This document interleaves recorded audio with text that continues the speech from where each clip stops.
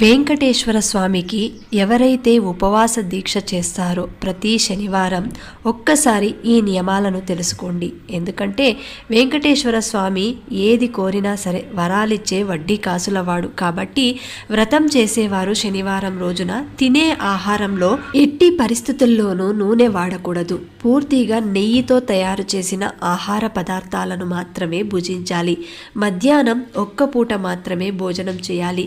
రాత్రి ఫలహారం తీసుకోవచ్చు. మద్యం, మాంసం లాంటివి తీసుకోకూడదు. బ్రహ్మచార్యం పాటించాలి.